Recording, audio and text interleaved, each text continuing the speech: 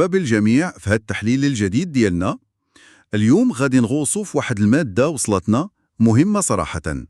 هي مقتطفات من مقال العنوان ديالو الكوفيون، استغلال قضية فلسطين لضرب استقرار المغرب. غادي نحاولوا نفهموا شنو كيقول هذا المقال ونحللوا الأفكار اللي فيه.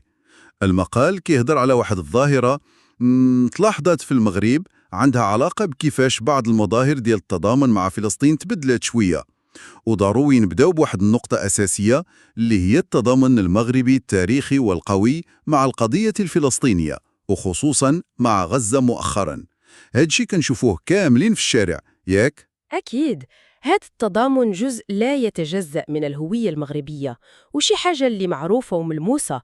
الوقفات، الحملات، النقاشات. ولكن وهنا فين كاينة نقطة التحول اللي كيهضر عليها المقال.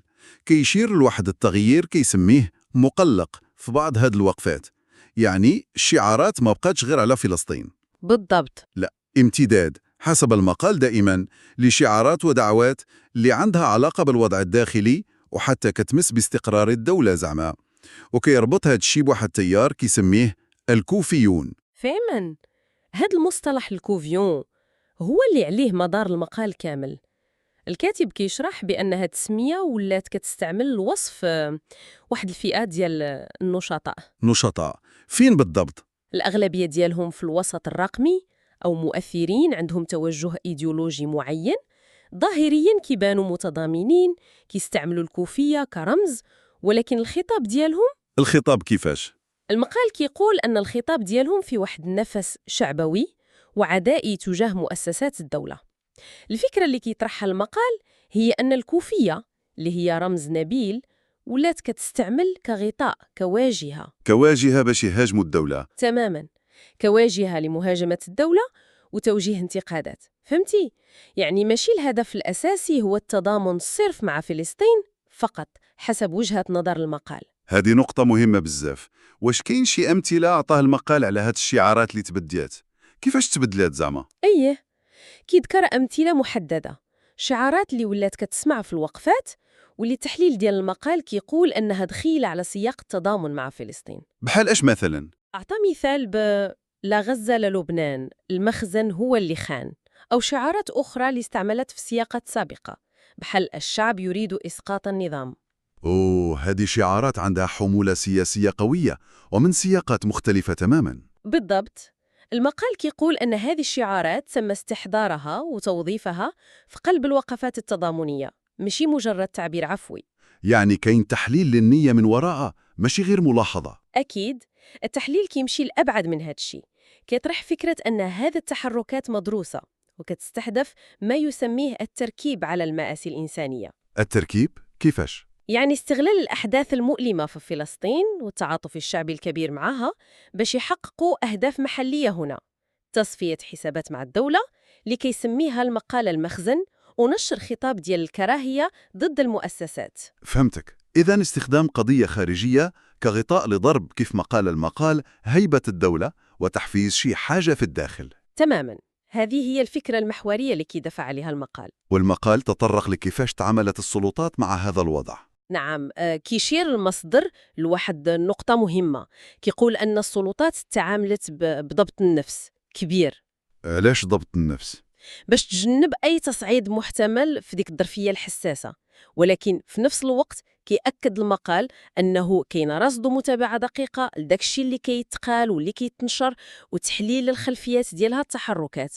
وكاين سعي حسب المقال للتمييز بين جوج فئات: المتضامنين الحقيقيين اللي كيعبروا بصدق، وبين اللي كيصنفهم المقال كمحرضين كيتخباو ورا الكوفية. وهنا كنوصلوا لديك الفكرة ديال التفريق بين التضامن والفوضى اللي قلتيها قبيلة. بالضبط، المقال كيركز بزاف على هذه النقطة. كيأكد أن دعم فلسطين واجب إنساني وأخلاقي، ولكن هاد الدعم المشروع ما يخصوش يتحول لأداة لتقويض الاستقرار الوطني. وكيضيف الكاتب، وهذه وجهة نظره طبعا، أن المغرب كدولة والشعب تاريخيا داعم لفلسطين، وأن المخزن أو الدولة كتمثل عامل استقرار مهم في المنطقة. إذن هو كيحاول يربط بين دعم فلسطين والحفاظ على الاستقرار الداخلي كأولويات متوازية. نعم، وكيحذر من أن استغلال التضامن ممكن يضر بالقضية نفسها وبالبلد اللي فيه التضامن. وهل وضع هاد الظاهرة في شي سياق تاريخي أوسع؟ زعما واش هادي أول مرة كيوقع بحال هاد الشي حسب المقال؟ المقال كيربطها بمحاولات سابقة مشابهة، كيشير لسنوات أخرى بحال 2011 مع الحراك والمطالبة بالحريات، أو 2016-2017 والاحتجاجات الاجتماعية في بعض المناطق. يعني نفس الآلية كتكرر. كيقول الكاتب أنها نفس الآلية تقريباً، الانطلاق من قضية عادلة أو مطلب شعبي، ولكن توظيفها لتمرير رسائل معادية للدولة ومحاولة تفجير الداخل من بوابة الخارج كيف ما سماها. إذن خلاصة هذه مصدر اللي قرينا أن هاد الكوفيين ماشي غير سمية وصافي، ولكن كيمثلوا حسب المقال واحد الطيار اللي كيستغل رمزية الكوفية والتضامن النبيل مع فلسطين. باش يضرب في الثوابت الوطنية ويستهدف الاستقرار الداخلي للمغرب. هذه هي القراءة اللي كيقدمها المقال. والخاتمة ديال المقال شنو كتقول؟ كيختم بواحد دعوة لشنو كيسميه معركة الوعي، يعني ضرورة أن المجتمع يكون قادر يفرق بين شنو؟ يفرق بين التضامن الحقيقي والمشروع مع قضية عادلة بحال فلسطين، وبين الخطابات اللي كتوصف بالعدائية والموجهة لضرب الاستقرار الداخلي، يعني القدرة على دعم القضية بدون الإضرار بالوطن. وهادشي فعلا كيخلي الواحد يفكر كيفاش ممكن المجتمعات ماشي غير المغرب تلقى داك التوازن الصعب. تماماً، كيفاش تعبر على تضامنها القوي مع قضايا خارجية ومآسي إنسانية بدون ما تفتح الباب للانقسام الداخلي أو الاستغلال من طرف أجندات أخرى؟ سؤال كيبقى مفتوح للتفكير والنقاش.